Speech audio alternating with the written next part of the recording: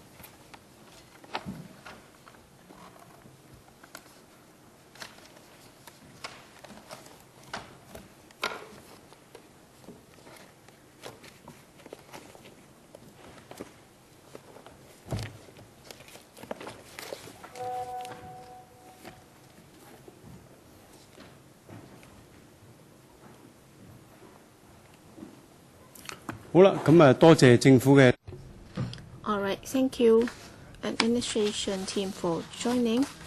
And without further ado, let's move on. First of all, we have Mrs. Alice Chung, Deputy Secretary. Can you walk us through the thrust of what we're dealing with in the two pieces of subsidiary legislation? Yes, there are two notices. One is the Trade Description Unfair Trade Practices Amendment Ordinance 2012 Commencement notice, and the other one is Trade Descriptions Powers Not Exercisable by Communications Authority notice. First of all, on the Commencement notice, I'll briefly go through that in order to safeguard consumers' interests. In fact, in the end of 2010, we already conducted a consultation, and that was completed in 2011. And then subsequently, in 2012, when we came up with the draft bill, we tabled that before this council. And then in July the same year, the bill was enacted. And the amendment bill basically extends the coverage of the trade descriptions ordinance, covering not just goods but also services. And as a result, false trade descriptions of services, misleading omissions, aggressive commercial practices, bait advertising, bait and switch, and wrongly accepting payment, all these will also be made criminal offenses. So that's one aspect of it. And on the other hand, there is also a civil compliance-based mechanism being introduced in the amendment bill. So other than criminal prosecution, there can also be this civil compliance mechanism that would allow the law enforcement agency, when it is of the view that certain traders have engaged in the prohibited specified unfair trade practices, instead of taking them to court under the criminal code, they can also be required to make an undertaking in the form of under the law. And after the enactment of the bill, during the past few months, the main work that we have been engaging in is the preparation of the commencement. Number one, for the law enforcement agencies, including the Communications Authority and also the CE&E Department, the Customs and Excise Department. They will have to come up with a draft enforcement guideline, and we have to conduct a public consultation, and that started in December last year. Initially, we expected that to last until January or February, but then subsequently, we found out that all the stakeholders would like to have more time to be consulted on that, and as a result of that, we extended that till March this year. And then in the interim, in December last year, with regard to the preparation for this, we also briefed the Economic Development Panel of this Council, and of course the panel urged us to take the matter forward as soon as possible so that it can come into effect as soon as possible. With regard to other work, including education and publicity, those also have started, and as a result, we hope that the commencement notice will be supported by the subcommittee. With regard to the next notice, that's the Trade Descriptions Powers Not Exercisable by Communications Authority notice under Section 16E of the Ordinance. It specifies that number one, the C&E Department and the CA both have concurrent jurisdiction, but then for the CA, it only has jurisdiction on the licensees under the BO and the TO, that is the Telecommunications Ordinance and also the Broadcasting Ordinance, and if they engage in certain trade practices, then that would also be regulated by the CA. With regard to these powers, we believe that with regard to powers that can be exercised in the course of enforcing the law, there are powers that should not be exercisable by CA, and this notice has taken out those powers that should not be exercised by CA. So these are the crux of the two notices. Mr. Ma Fong Kwok, well, in a paper concerning unfair trade practices, it says that you've already conducted many rounds of public education and publicity, but then I don't seem to notice that. So my question for the administration is, what have you done? All right, July is coming up very soon, but what have you done so far? And if members of the public encounter any problems and if they want to file complaints, where should they turn to? And if they turn to the wrong authority, then the department receiving such complaints, for example, is not supposed to be under its jurisdiction, then is there any mechanism for them to refer them back to the relevant authority, for example, the CE&E Department? So can the administration tell us this? Or can I also jump on the bandwagon? All right, you said that during the consultation period there was certain controversy. So what was the bone of contention? So what were the issues of concern? Similar to Mr. Ma Fong Kwok's question, can you also answer that? All right, on the extension of the consultation period, well, that was extended not because there were controversial issues to be resolved. In fact, the bill was already enacted, but then the thing is, in the enforcement guidelines, we promised that we would come up with enforcement guidelines setting out the details of the bill, and also we would also give some examples and so on. But then in the course of the consultation, different stakeholders said that they would need more time to look at the draft enforcement guidelines, and they would also like to see if certain things can also be included and so on. So the purpose of the guidelines is to ensure that in the course of implementation, the stakeholders would know what to do, and therefore we believe that is a good suggestion. That's why we decided to extend the consultation period. Indeed, during the consultation period, the traders were very practical and pragmatic. In fact, they would also give us certain input. For example, in certain parts of the guidelines, they asked us to give more or provide more details, and they can also they've also made suggestions on what sort of examples should be included, and we have now incorporated their views in order to beef up the guidelines so that it would be more user-friendly and comprehensive. Just now, you also asked about publicity and education. Well, as I said, we have already started that, but then have we completed that yet? No, of course not, because during the consultation, yes, that was a round of consultation, but then we also specifically approached different trade associations. Number one, we consulted them, and number two, we also explained to them the details of this ordinance and whether they are trade associations or industry-specific associations and so on. And there were about 19-20 such rounds of consultations, and we went to all of them. And also, in the daily newspapers, we also had specific or special features stories on the 5 newly added criminal offenses. We have also covered that. And we also had some TV APIs. They have just been introduced. We are not talking about one single API. Actually, there are several.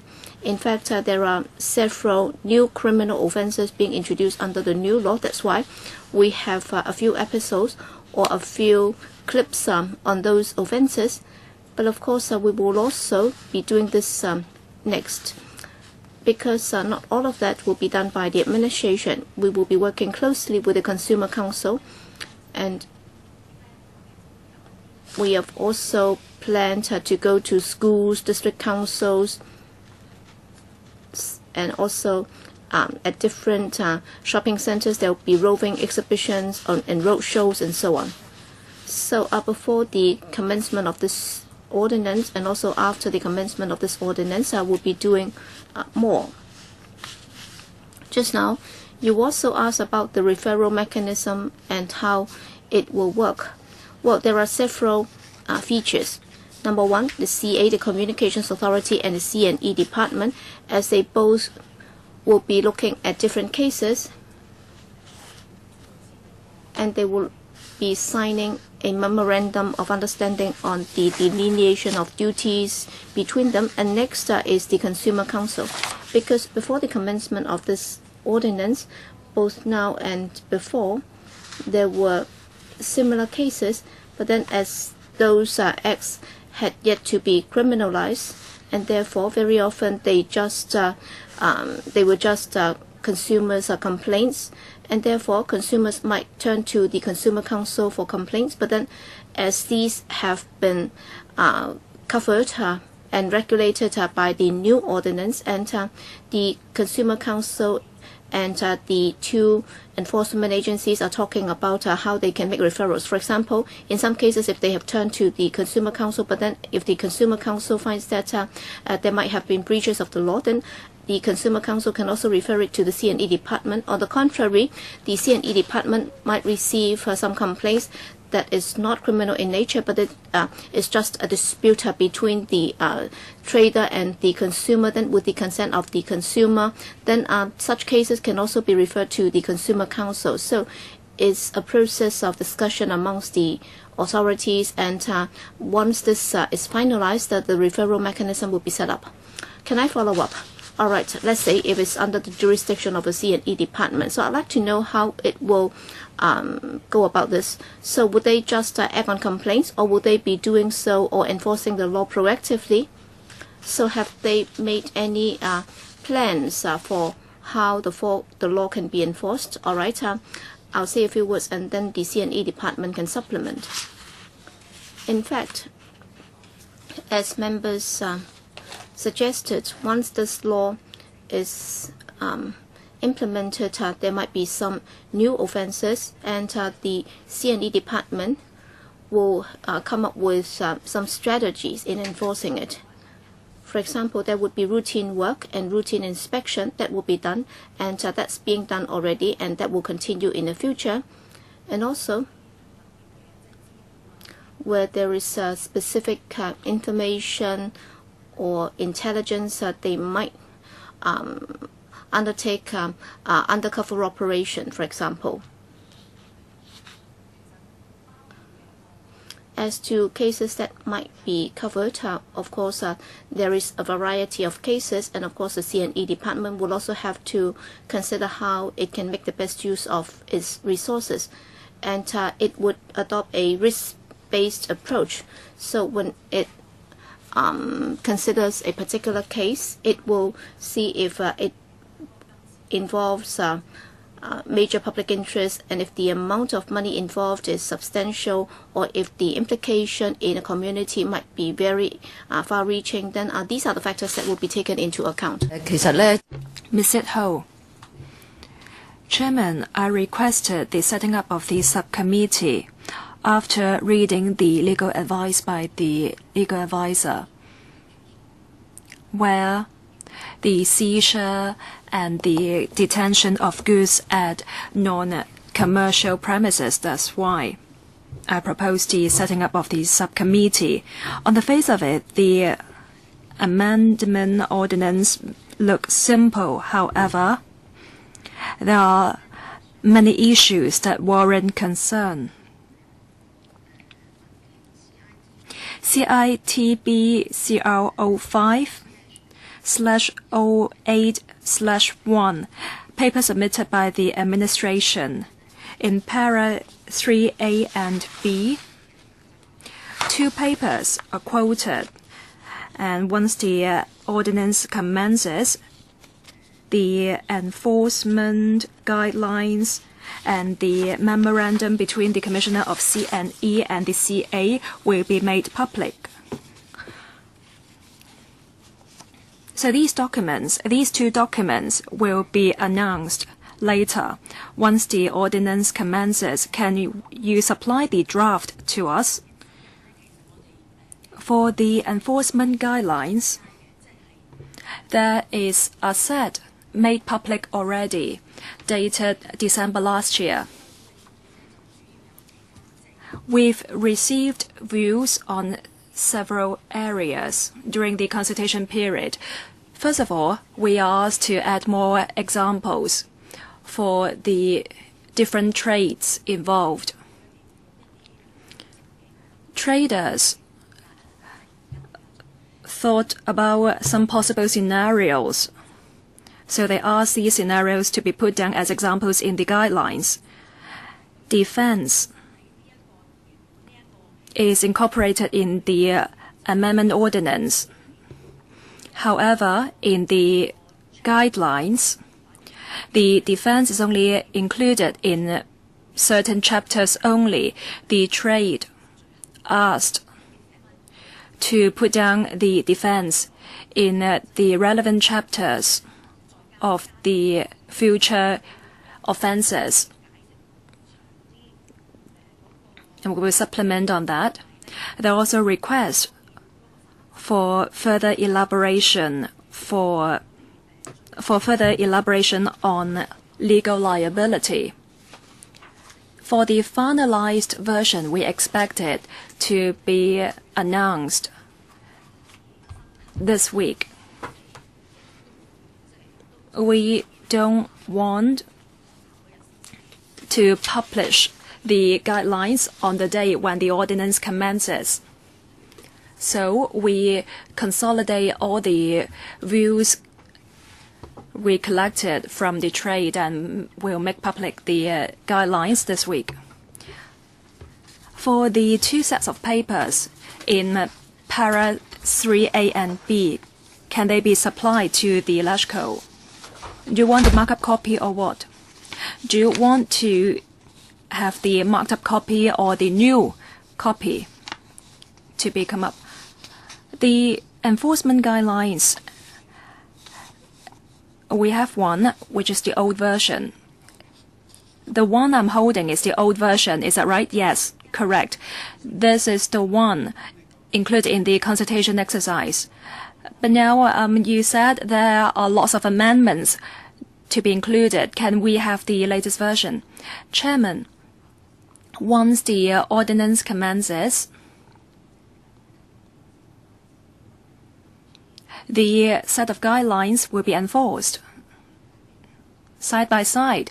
So I want to look at the memorandum and the guidelines before I raise further points. The CA enforces the broadcasting ordinance and the telecommunications ordinance.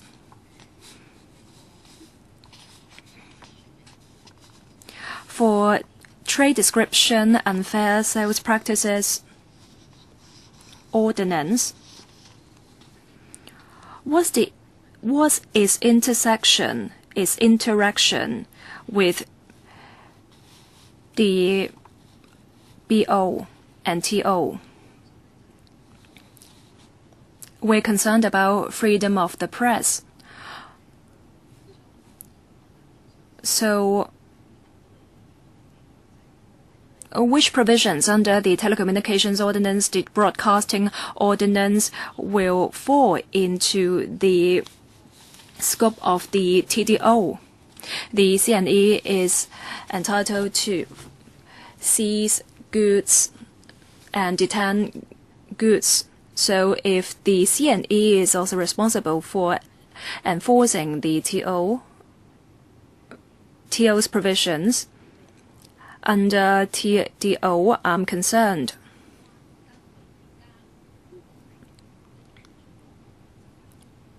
For powers not exercisable by Communications Authority, for law enforcement, should those cases be referred to the CNE by the CA?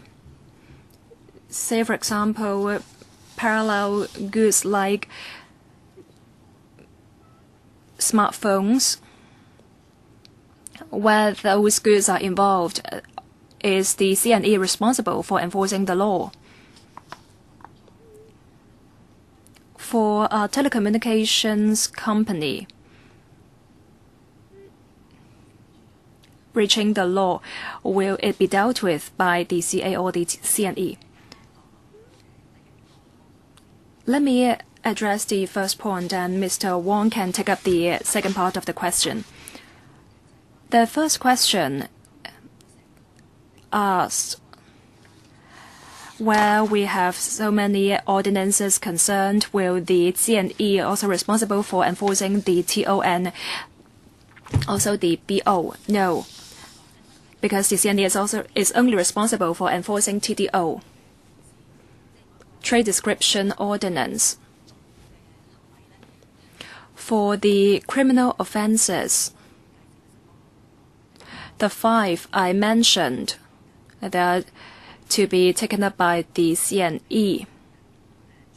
Where there are such offences, we have to look at who the trader is. Is it a dried seafood trader or a telecommunications company? If it's the former, then is the CNE responsible for enforcing the law? If it's the latter, it depends whether it falls within the purview of CA. The CA is only responsible for enforcing the law under TDO in relation to TO and BO, that is Telecommunication Ordinance and Broadcasting Ordinance. Maybe Mr. Wong can supplement. There are 3 ordinances. The Amendment Ordinance we're talking about today, and the Telecommunication Ordinance, and the last one, Broadcasting Ordinance. Under the Amendment Ordinance, we focus on full description of services and goods.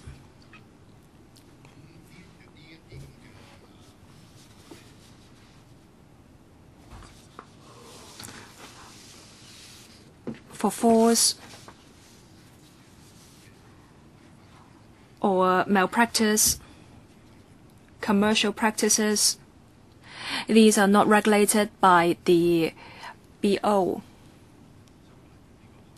or the TO, so there will not be any offences under these 2 ordinances which are to be enforced by the CNE. Section 7M of TDO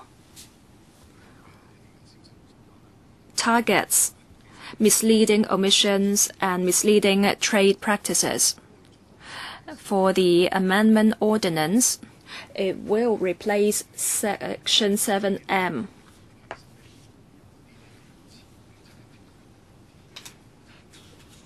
and include offences not covered under Section 7M. For example, it covers aggressive commercial practices. Aggressive commercial practices will be covered. So the scope is wider. And that's how we should look at the relationship between the three ordinances. Licensee under TO and BO, if they are engaged in unfair trade practices,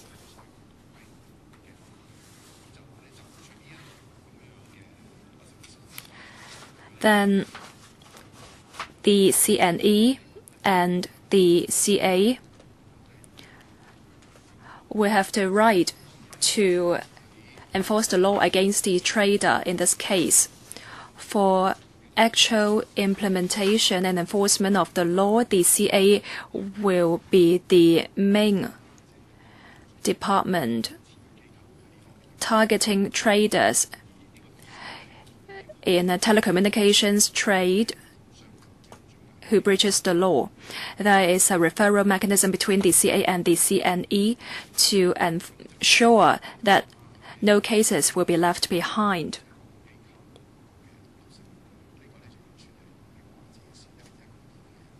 Independence of telecommunication companies is not involved here, is not related here, because we're talking about the TDO.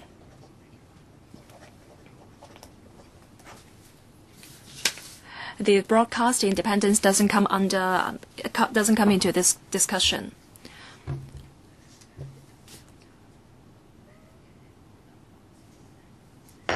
Entering our premises for search warrants concern. Section 15(1)(a) says it can be enforced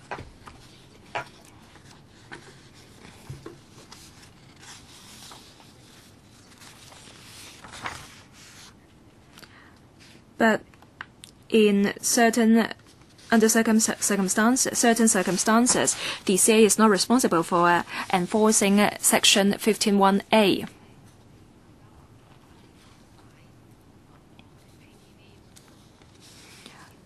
Now, if you purchase pay TV services and understand that you can watch Premier League soccer of the UK, but then in the end you found that you can only watch up to a certain stage, that's unfair trade practices.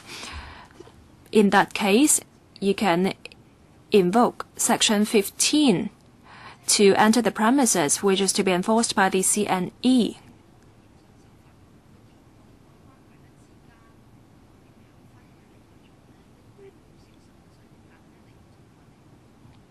I think we have to look at the Memorandum of Understanding because we want to have a clear understanding of the separation of roles of the CNE and CA.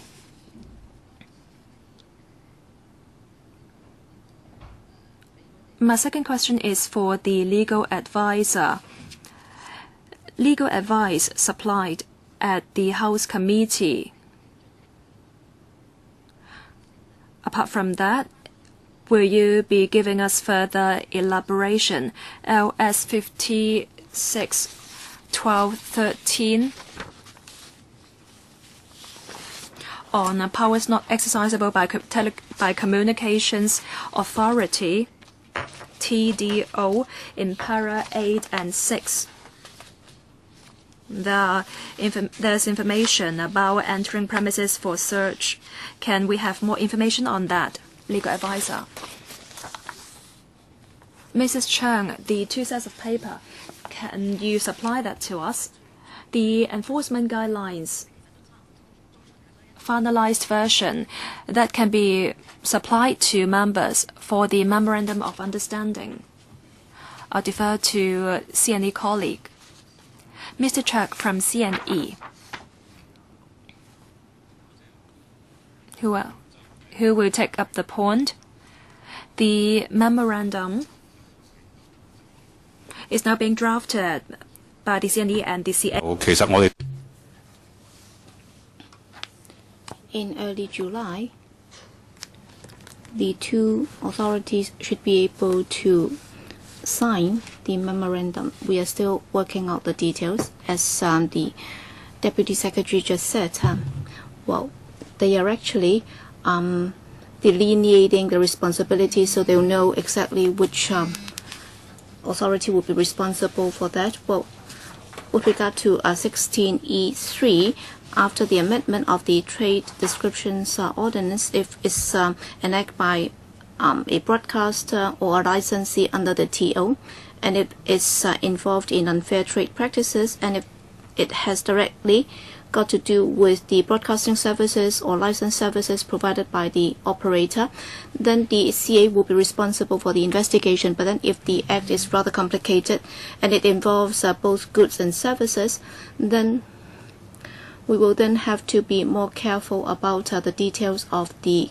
cases and whether or not the breach might come under the TO or BO or the TDO. And if the breach is only related to the broadcasting or telecommunication services, then that would come under the CA. But then if it involves certain goods that have been marketed in an unfair manner, then that will have to be dealt with by the C&E department.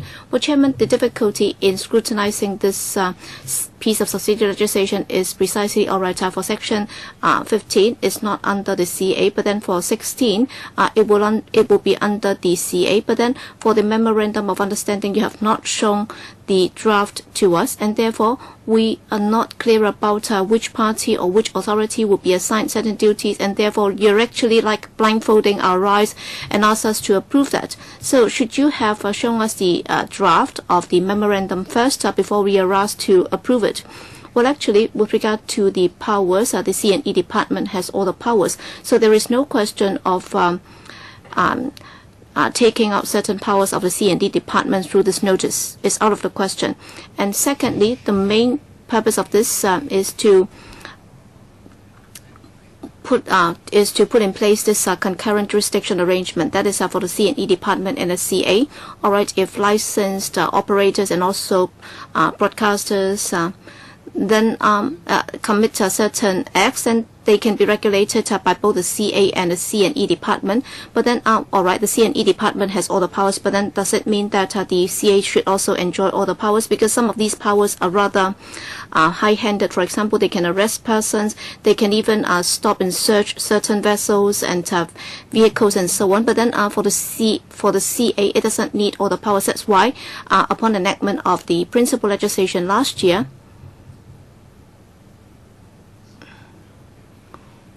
we had this enabling provision saying that we would have to come up with this notice saying that for the CA it will have certain powers, and that's the purpose of this notice. That is where there are concurrent jurisdictions. In fact, the CA doesn't need all the powers because the C&E department will need all the powers. But then for the CA, it doesn't need all the powers. For example, all it's doing is that, for example, okay, you might have subscribed to a certain package, and then you'll be allowed to see how many months of soccer matches and so on. But then in the end, you are not able to do it, and there is no seizure of goods, or there is no need to stop and search the aircraft or a vessel or a car or a vehicle. But then it might need to take evidence, and it might have to collect certain documentation, and therefore for the residual powers under Section 15(1), actually about 3 provisions will be needed. So that's for the purpose of collecting evidence. But then for others involving goods, and also according to our past experience in investigating such unfair trade practices, well, those will not be needed. That's why we are telling people that this is not necessary under this notice. So please rest assured that we will not be getting excessive powers. And as Mr. Chuck just explained, the memorandum is there to set out all the principles, and that is between the CA and the C&E department. They are mutually supportive, and there is also a division of labor between them. All right, one of the provisions says out that the CA doesn't need certain powers, but then what Ms. Sito was asking is about the memorandum of understanding, and she'd like to take a look. All right, you promised that for the revised version of the enforcement guidelines, you'll be giving that to us. But how about the memorandum of understanding? Because they said that they would also be releasing that. But then how about the final draft before finalization? Well, as it involves the CA, and the CA is an independent authority, and we will have to allow them time to sort out everything with the C&E department, and once the draft is finalized, I'm sure they will be prepared to publicize it. But then I think all of you are here, the C&E department and the CA are here. So can you confirm? All right, I understand that you will have to sort out the details and finalize the version, but then what Ms. Sitho was asking was before it comes into effect, is it possible for you to give us a final draft before it actually comes into effect? Will there be difficulty? I think there are some technical difficulties, because after all it involves an independent authority, as the CA will need to check it and will have to finalize it. Well, can you provide us with a draft? If you're not able to do so today, you can give us a reply, because we do not see why you cannot do it, because you will have to publicize it anyway. Unless you say that it's an internal document and it will not be made public, what's the why not? I have no intention of interfering with your negotiation or discussion with the CA, but then we have to approve it. For example, it's like the memorandum of understanding as to which authority will have what power. Yes, the C&E department will have all the powers, but then you also have this memorandum of understanding that's between the two authorities. They do have this understanding.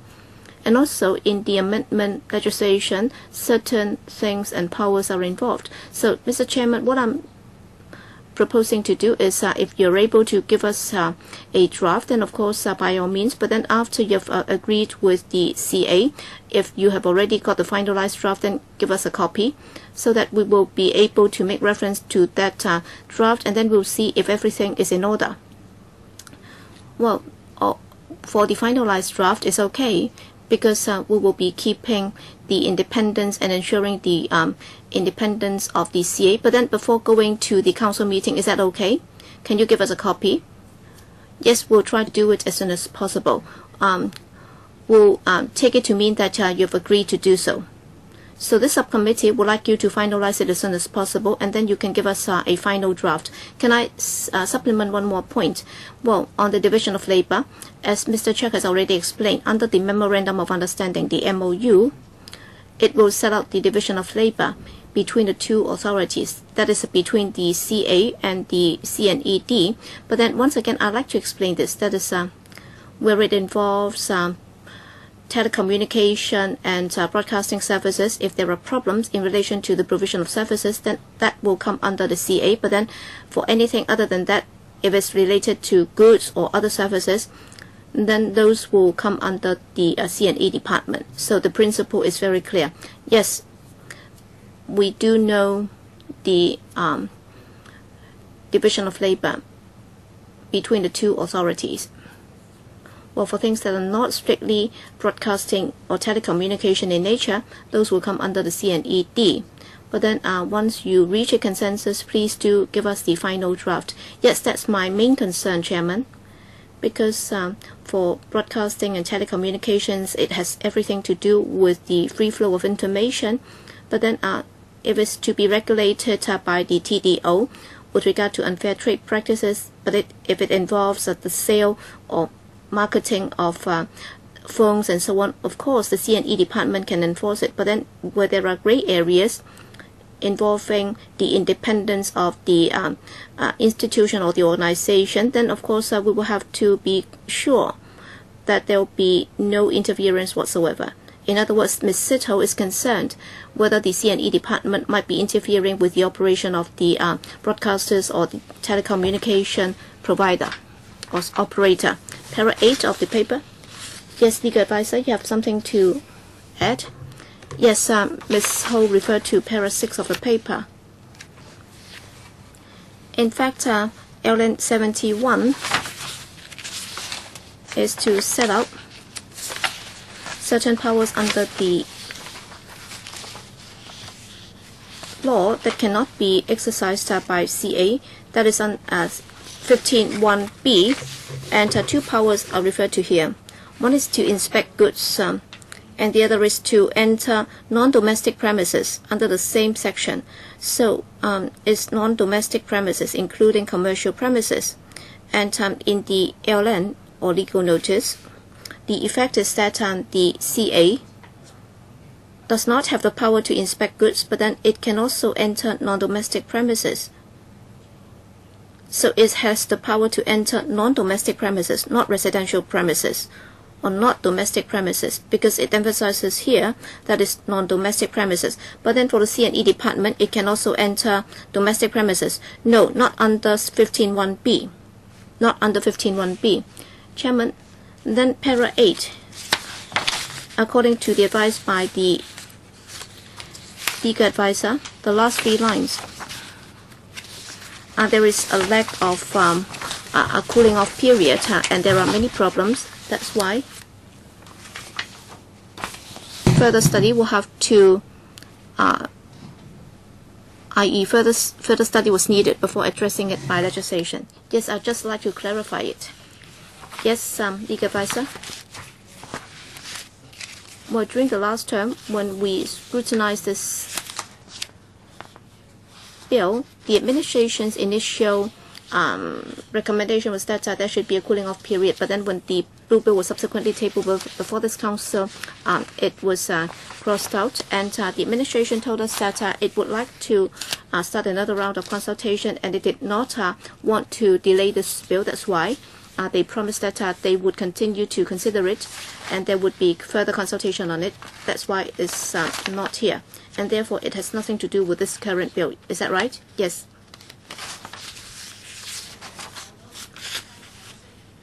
Yes. Yes, Chairman, it has nothing to do with this, and as the legal advisor said initially, in the public consultation exercise on the legislation, we said that in the amendment bill, we would like to include this cooling off period. But then in the course of the consultation and subsequently when we talked to the different stakeholders, we found out that there were many issues that were highly controversial. For example, whether there would be an across-the-board cooling off period, including or covering both goods and services, and irrespective of the amount. And also, during the cooling off period, by cooling off period, we mean that, well, the customer can cancel the contract. But then, if he can cancel the contract, does that mean that he'll be denied the use of the services or the goods?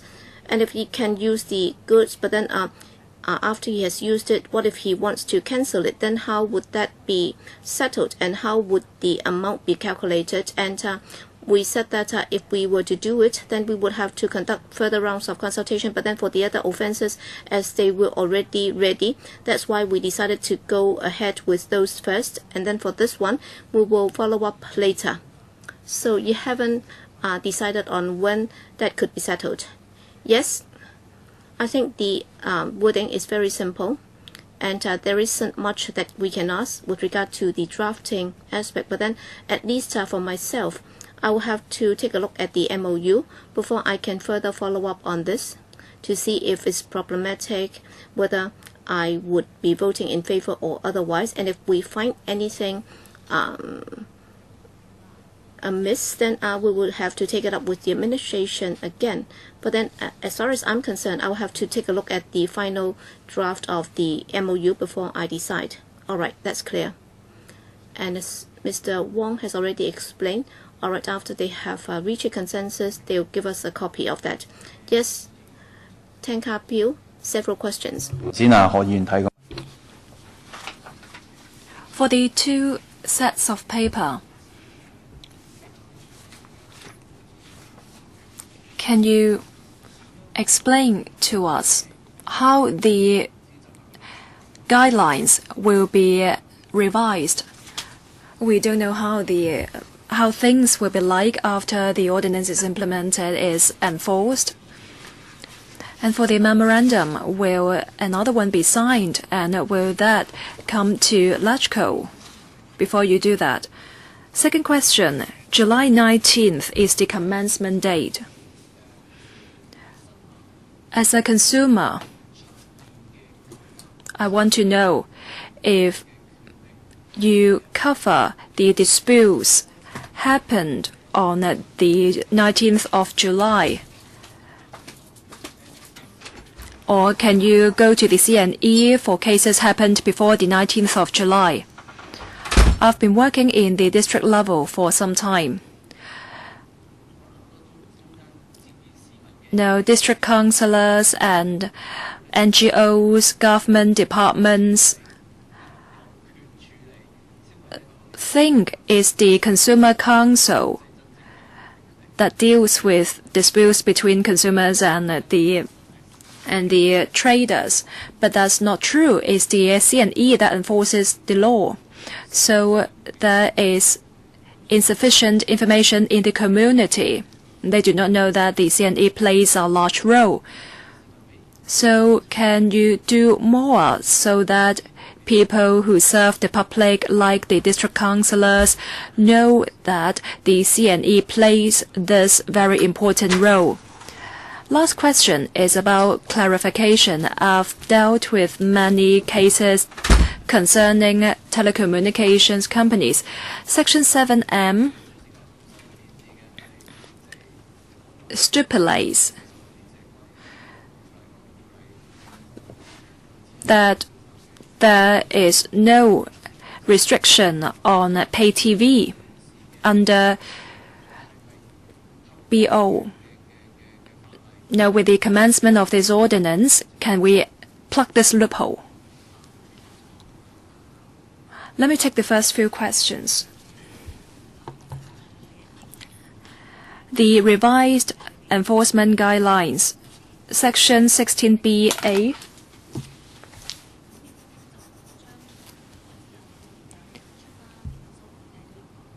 states how the guidelines can be amended and published. The CA and the Commissioner of the CNE are responsible for drafting the guidelines, and the guidelines can be disseminated via different channels. The two parties said can amend the guidelines, but before doing so, they have to consult parties that they think are appropriate to be consulted. That's why we conducted territory-wide consultation. And this is also our future direction. Who to be consulted, when to amend the guidelines, these have to wait till after the ordinance is enacted. Second question, whether the case we take on board will cover the cases happening on the commencement day or before that, is the former, because cases happening before the commencement day are not covered by the amendment ordinance. The last question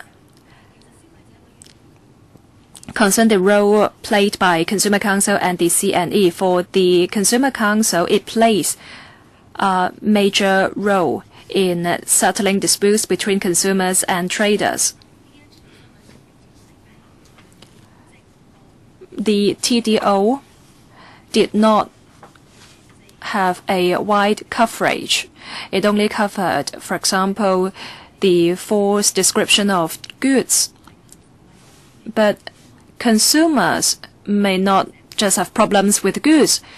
Hong Kong is a service-centered, service-based city, and we did not have provisions restricting or covering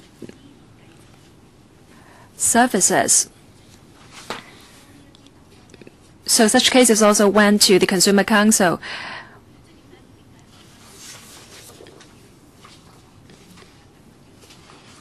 All along, the CNE and Consumer Council have close liaison, so that the Consumer Council will know better about enforcement of ordinance. And when they detect criminal elements, the case can be referred to the CNE. For parties serving the public, for example, district councillors, Mr. Tang said that they should know more about the ordinance.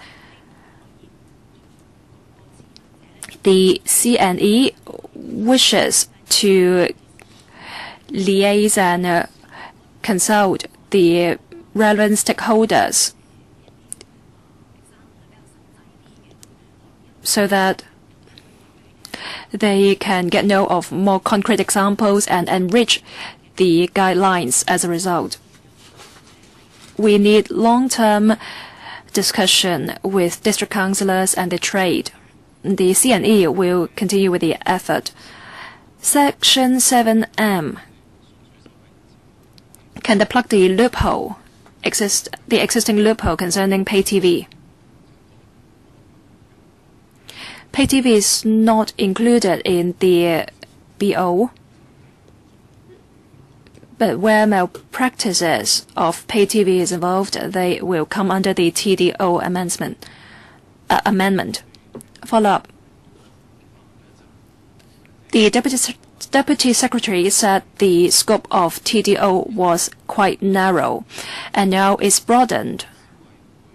As I understand from your reply, the Consumer Council will still be responsible for settling disputes between consumers and traders. But where there are criminal elements, where there are breaches of law, the Consumer Council will refer the case to the CNE proactively on its own initiative once the consent of the consumer is obtained. Yes. But that will only happen with the consent of the complainant. There's a communication mechanism between the CA and the CNE, and there is also a referral mechanism between the CNE and Consumer Council. There is a basis for them to work on. There is a platform for them they're working on already. It is an existing mechanism, or is it going to be a new one? It's an existing one. But previously, it was not done in a systematic manner. With more diversified complaints and more trades involved, we need a more systematic mechanism. Mr. Yu Si-wing.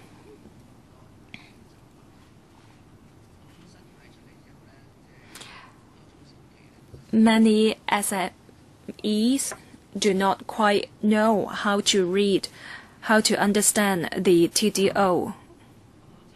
And they may be caught because of some careless mistakes. I see that the government plug the TDO within the tourism trade and other relevant industry. Before the commencement, what will the government do so that the trade will know the extent of enforcement of the TDAO and what acts will constitute a breach of law?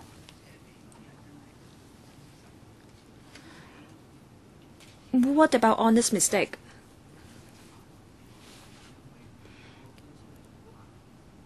Will that be handled in a lenient manner?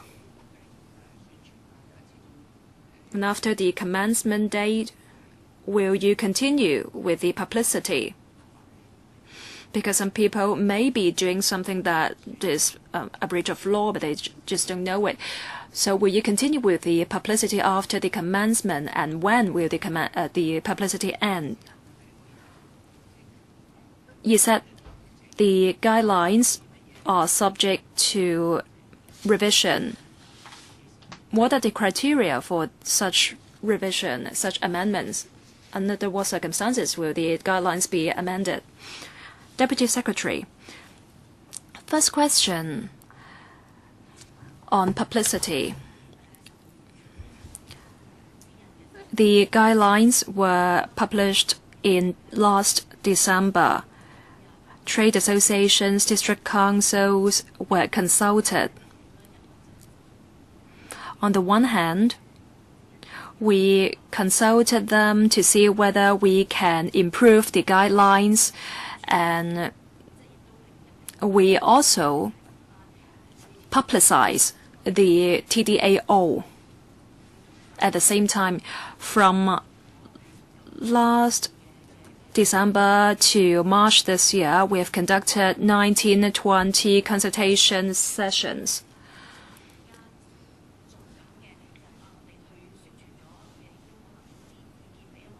Some trades have given us their views after the publicity started, and the CNE officers will talk to the frontline staff in the trade to gather more views from them and to let them know more about the enforcement side of the TDAO. We will continue with this effort. The CNE has a very wide purview. They have to enforce laws regarding services and goods. They don't want to simply go out and enforce the law, arrest people only. They want to do some preventive work too. That's why it's so important to talk to the trade associations. Where requested by the trade associations, the CNE will, of course, talk to them. And I'm sure they will continue with this effort. We are rolling out publicity in phases. Apart from the sessions I mentioned, we have already aired APIs.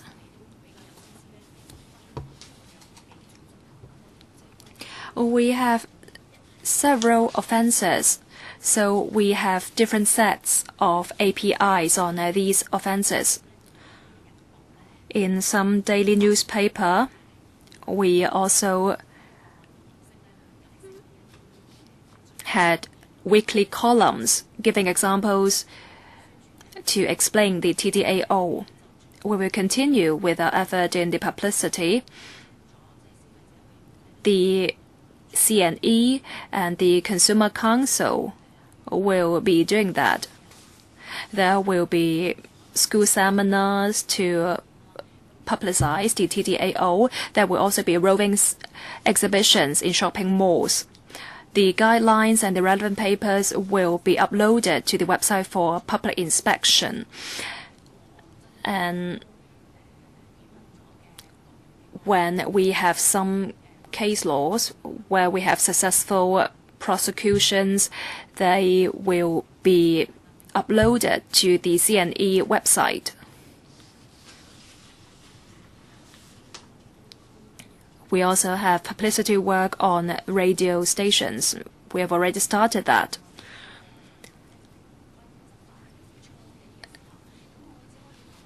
For law enforcement in the early stage, will we be lenient? Will we be lax? I don't think we should put it that way.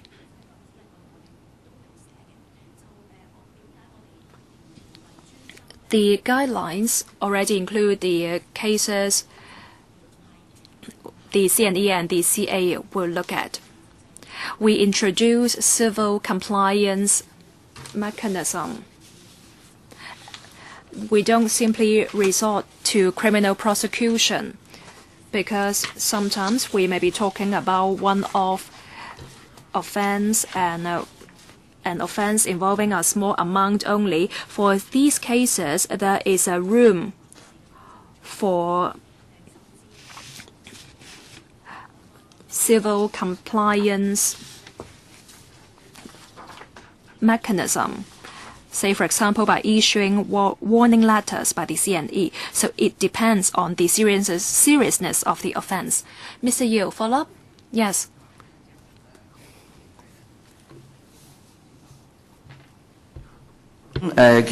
All right. The problem only arose after the enactment of the law. For example, there are different trades like the catering and also the retail sector and so on. They might encounter problems. So I would like to ask the administration. All right, there have only been 19-20 sessions, but then for the tourism industry, there were only 2 or 3 such forums. But then I wonder if all the trades have been covered. And in some cases, they might not be fully aware of that, and they might not have invited you to give them briefing sessions and so on. But then if they might be caught by the amendments, then would you be arranging for the C&E department and the authorities to explain the details of this to them? Well, of course, you might say that, well, you would press for time before the enactment of the legislation, but then now that it has already been enacted, you should have told them in advance so that they would not be caught inadvertently. And also for the possible scope of revision, and when you're going to conduct a review, do you have a timetable for that, so that people will have a clear understanding of what it entails, and then you can collect the views from the trade, and then there can be further interaction with the administration. And our purpose, after all, is not to punish people. We're just trying to make sure that there will be more healthy trade practices in marketing products. That's all. Yes, C&E department.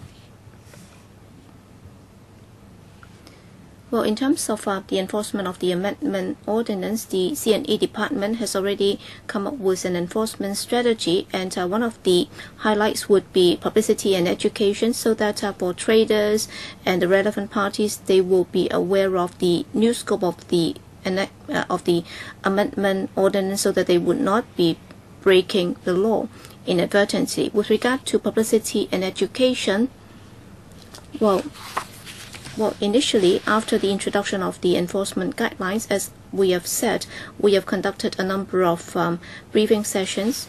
We have covered the fitness industry, the beauty industry, broadcasting, the the Chinese herbal medicine, and also the seafood, the dry seafood, jewelry, and also the rebate industry and so on. Well, for the trade association, we have also approached them, and we have talked to some of the traders, and we have publicized the new amendments very extensively with them, and we will continue with that effort. We will not relent our effort. We are absolutely determined to make sure that all the unfair trade practices covered by the amendment ordinance can be introduced to the trades. So we're actually trying to do preemptive work so that they'll be made aware of the new amendments. We are not resorting to punishment or sanction to prevent this from happening. That might be necessary, but then we believe that education and publicity should be the highlight. We do agree with that approach. Yes? Mr. Mock? Chairman, just now we heard that after the commencement of the ordinance, all right, some of the new provisions will replace Section 7M of the BO or NTO. So starting from the 19th of July, will that come into effect right away? And also for the relevant provisions under the TO, will those be amended? What is going to happen? Yes? When the TDAO comes into effect on the 19th of July, well, Section 7M will be scrapped or repealed. And before then, for telecommunications operators, if they are involved in misleading or fraudulent acts, then those will be regulated under Section 7M of the TO before the 19th of July. But then if those acts are committed after the commencement of the new TDO, then they will be covered or regulated by the new provision. All right, so the transition date will be 19th of July. You said that the 7M will be repealed. So how will that be dealt with, Mr. Chuck? Well, in the amendment ordinance, we have already got that provision. So that will be done in tandem. Yes, that has been done already. As soon as the new law comes into effect, the old provision will be repealed. I'd like to follow up on a point related to what Ms. Sito just said, but then my concern is in the contrary. Well, precisely because what Ms. Ho just said.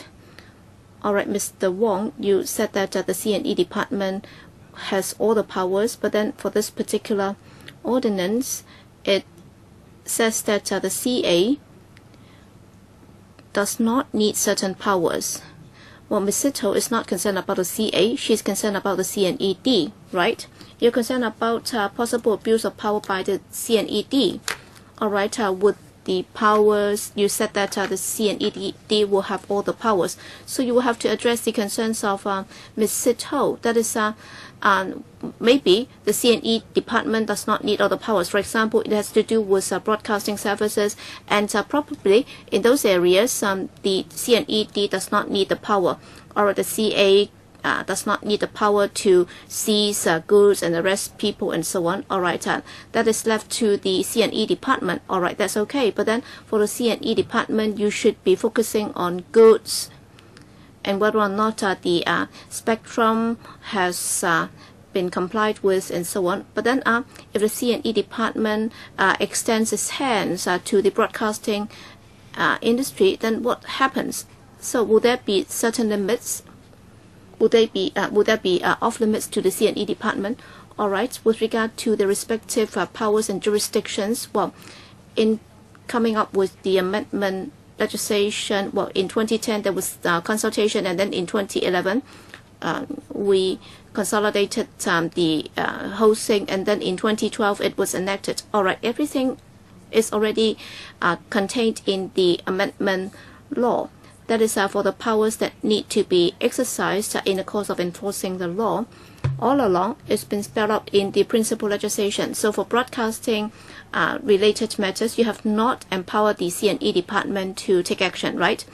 No, it's been given the power, because in the past, the CNE department can exercise certain powers. For example, under Section 15, for example, entering premises and so on. All right, all the powers are there.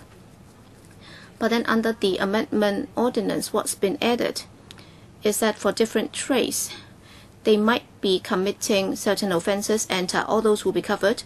And then when the law was scrutinized, actually, specifically, we said that should it be done solely by the CNED, or should part of it be done by the CA? And then it was decided that the CA should be responsible for some of these, and that would have to do with the services provided by the licensees and so on. As a result of that, in the amendment law, we had this provision saying that, well, if the CA doesn't need certain powers, then those can be taken away or taken out. So that was how we went about the deliberation. That is for the powers left to the CNED. Well, it applies to all trades. For example, entering premises to conduct a search and arrest. All right, in many areas, well, with reasonable suspicion and so on. Well, such clauses are there. So this part has not been changed with the amendment ordinance. But of course, today members might think that, well, maybe the power is excessive. Well, the C&E department would be doing this with regard to all trades, and in the end, whether it's to exercise its power to prosecute, then the decisions will be taken by the DFJ, and even if they were to carry out search and so on, they would also have to go through the DFJ, and therefore members need not worry too much about this. Well, yes, it's not that we do not need to worry. In fact, we are still concerned. Yes, Mr. Charles Mock. Well, following on what you and Ms. Sid Ho just said, I was trying to come up with an example.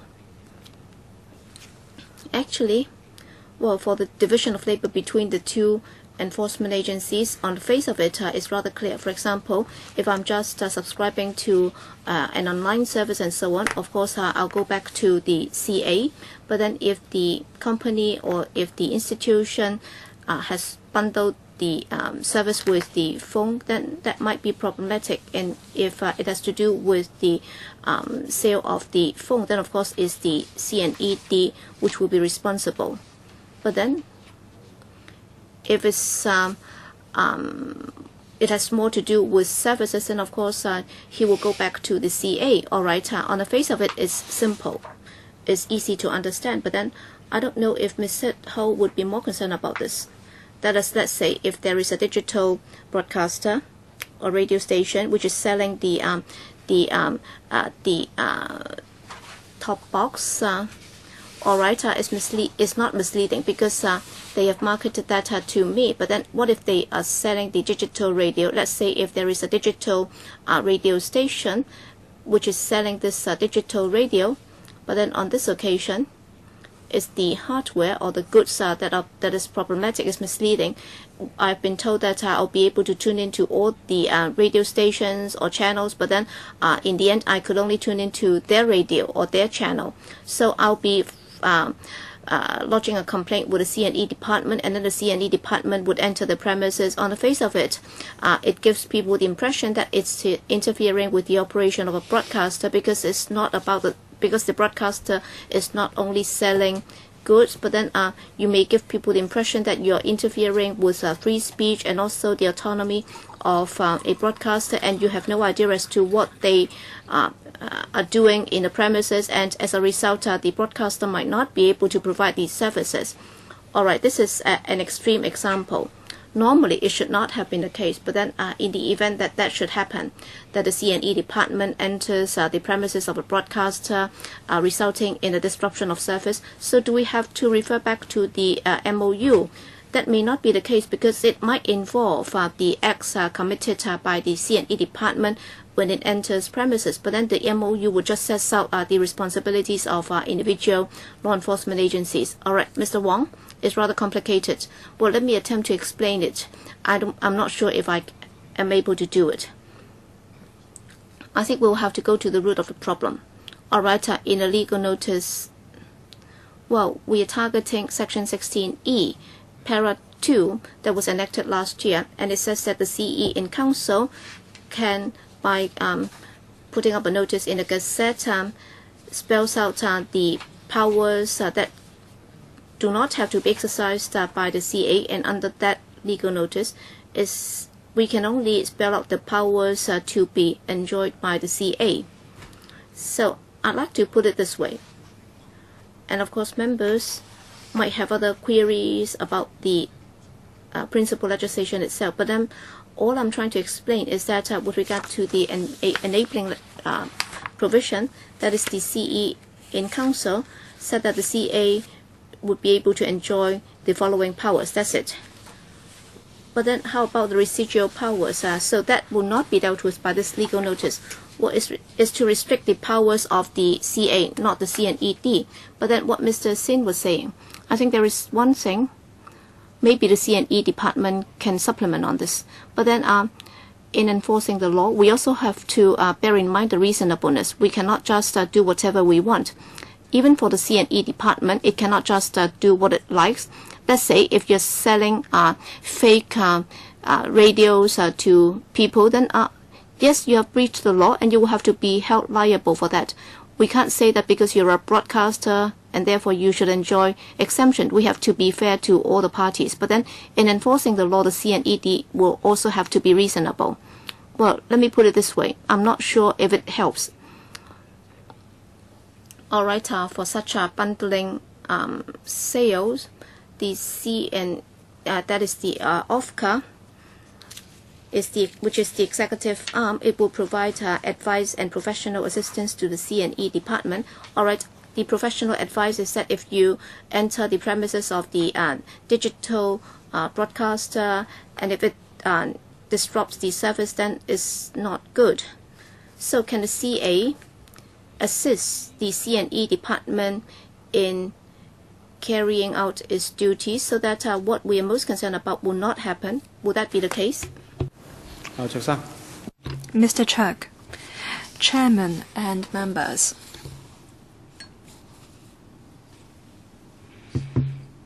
Where necessary, the CNE department and CA will conduct joint operation.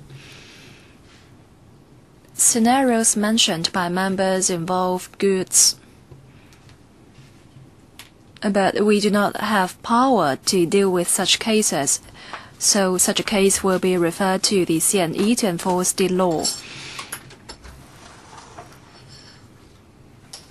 In the memorandum, we are considering providing technical support and administrative support to each other. So the worries of Ms. Ho will not happen. The CA also enjoys certain power because we are more familiar with TO and BO. We are also a body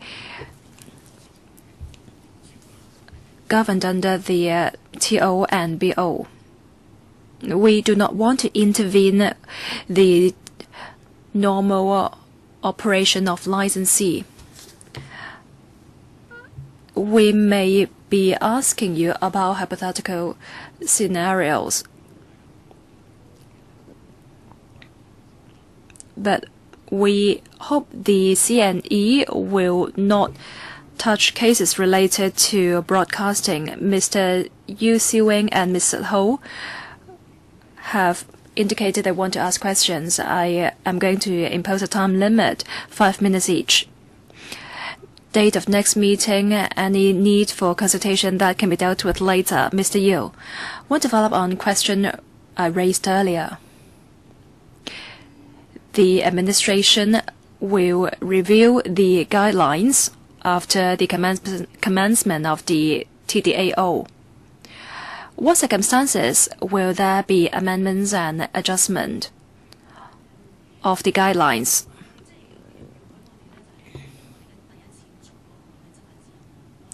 This is the first time we draft an enforcement guideline of this kind. We haven't set down any date for review and adjustment.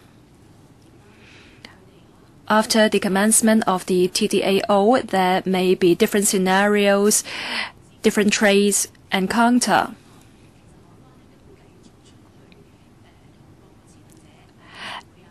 And the CNE, after the commencement of the TDAO, will continue to talk to the trade and other stakeholders. We expect to collect further views during the period so we can make further improvements.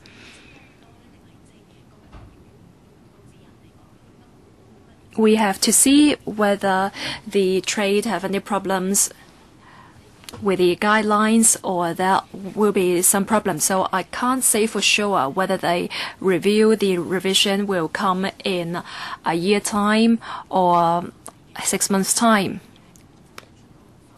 The guidelines is within the framework of the TDAO.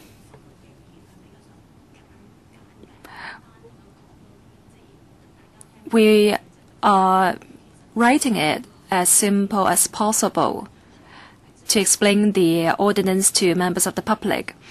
For amendments, that may be new examples. For example, Groupons, which is something new. Maybe in the future there will be new trade that we think should be included in our examples.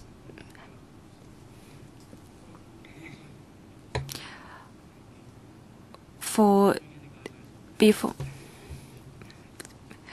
the Commissioner must consult parties before the commencement of the guidelines, so there must be a consultation period. So you have to consult those who will be affected. It says in the paper that the Commissioner will consult the relevant parties. You may like to refer to Section 16EA of the Ordinance. This is a new ordinance. I hope the administration will be objective and to discuss more with the stakeholders so that these people will not be punished once the ordinance commences. And I hope there will be a transitional period, maybe a half a year or a year, not just a couple of months, so that you can balance the interests of the consumers and the traders. We ask the administration to report back to LASHCO 6 months or 9 months after the commencement of the ordinance. Shall we do that? Or we can ask them to report back to the relevant panel. Ms. Ho, 5 minutes. 9 members in the subcommittee were not in the scrutiny of the TDAO. Wang Qingquan was there, but he left now.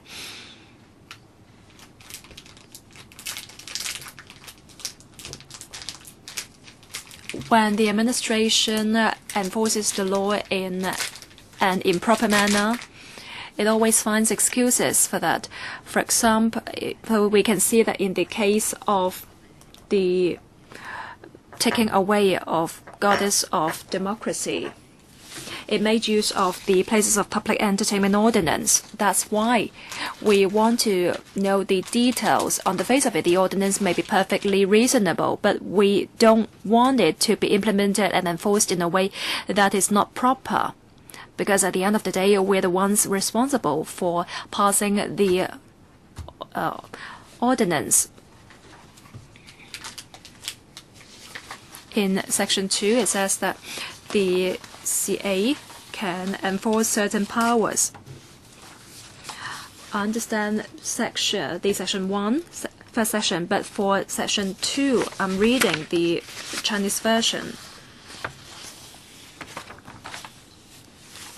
I am reading the Chinese version. I don't quite understand the logic here. It states here there are authorized officers who can exercise powers conferred on them, but there are some powers not exercisable by the CA. And for the subsection 1, it doesn't apply to the authorized officer's power. It is very complicated. Subsection 2 is very complicated. Mr. Wong, can you take the question? I think it's a matter of law drafting. I'm sure that the professional involved thinks this is the clear way to express the law. Mr. Ng, can you help us here?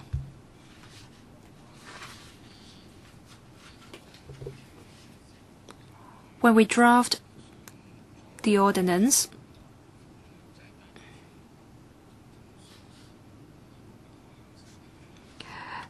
there's some trade descriptions, powers not exercisable by Communications Authority notice.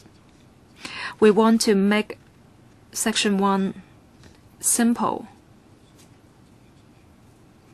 The subsection 1, section 2, subsection 1 simple. That's why we only list out the sections involved.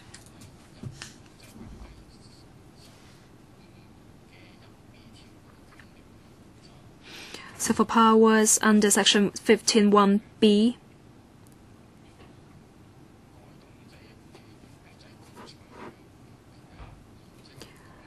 they will be excluded. That's why we put down the section does not apply to officers' power to enter any non-domestic premises under section 15(1)(b). I think I got it right. 1A, B, C, E, F 1 and 2 under section 15 and section 16A(b). These are powers not exercisable by the CA otherwise. The officers can exercise powers under another section.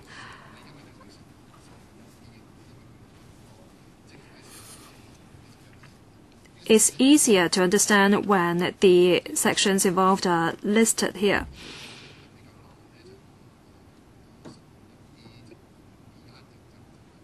I think it's difficult to put down, say, 15(1)(b)(1), 15(1)(b)(2) is applicable to the officer. That's why it states here that subsection 1b does not apply to the officer's power to enter non-domestic premises under section 15(1)(b) of the Ordinance.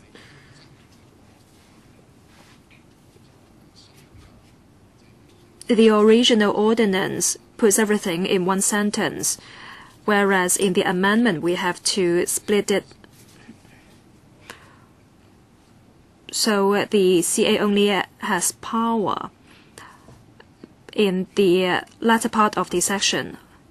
Please put it in a clear manner. It's not that we don't get it. It's just that it takes some time to get it, to understand it. Are there any ways that you can put it in a clearer manner? Mr. Ng, is double negative we're reading here, is it? Right.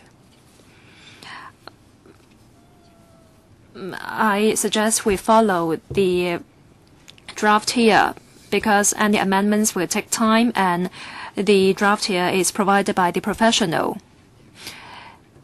It's clear already because Ms. Ho understood it.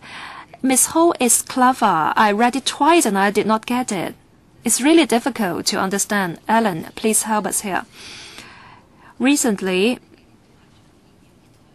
the DOJ stressed the importance of removing the archaic language and being modern in law drafting. We're reading the Chinese translation of the English version.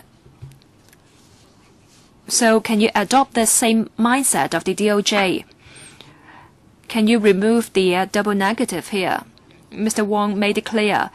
Either you take it or you just remove it.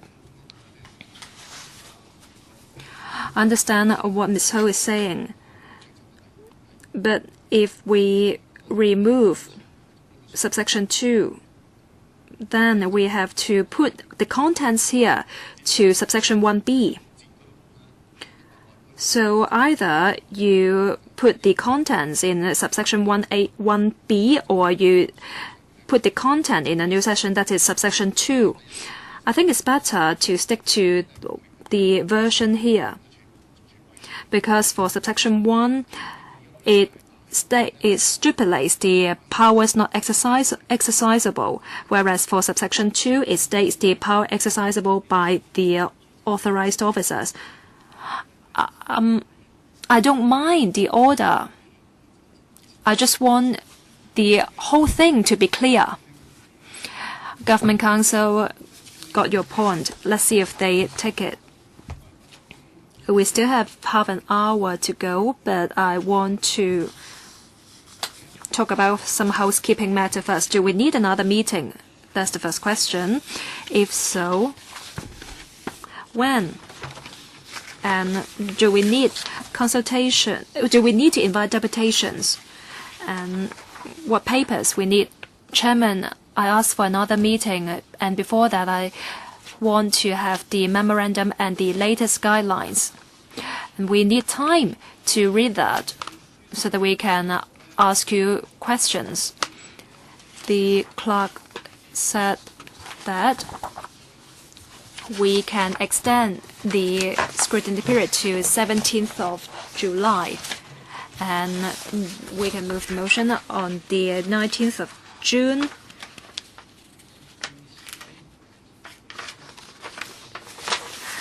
The matter have to be referred to the House Committee latest on the 5th of July.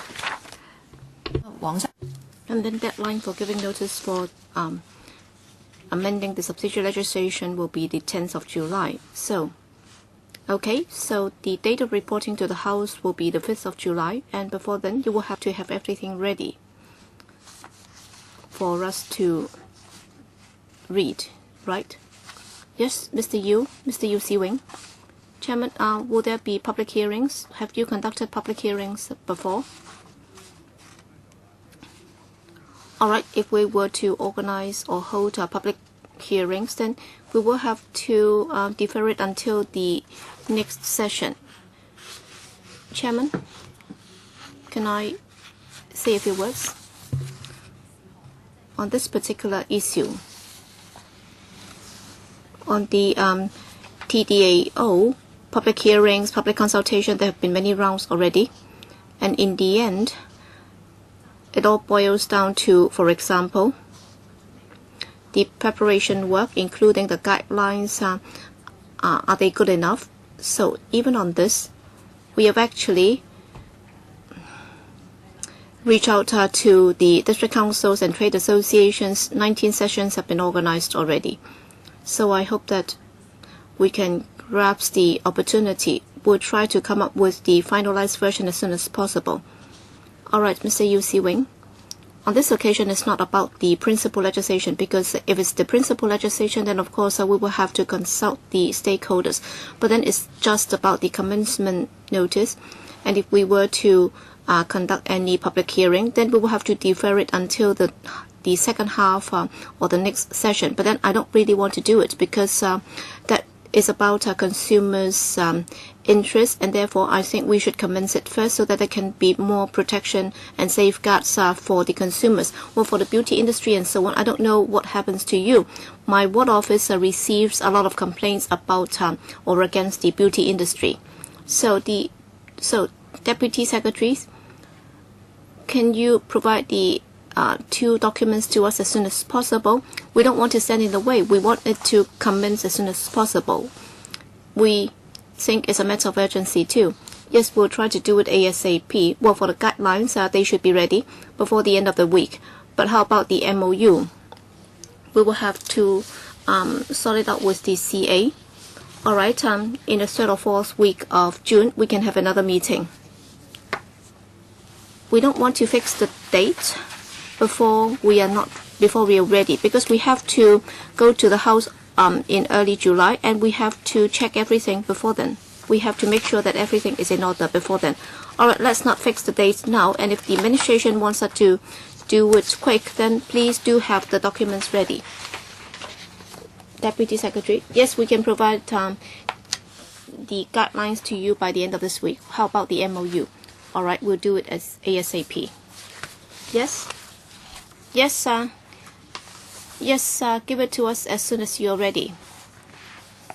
And after reading it, if it's okay, then we may not need to have another meeting. But then let's assume that there'll be one more meeting. All right. After the meeting, the secretary will contact the 2 deputy secretaries, and then when the documents are ready, we hope that we can have another meeting by the end of this month. So we do agree that we have to extend it to the 17th of July, right? And any further questions? If not, then that's it for today. And then if you have any further questions, then we'll wait till the next meeting. We also hope that we can complete our scrutiny as soon as possible. So we would like to afford more safeguards for the consumers. Meeting adjourned.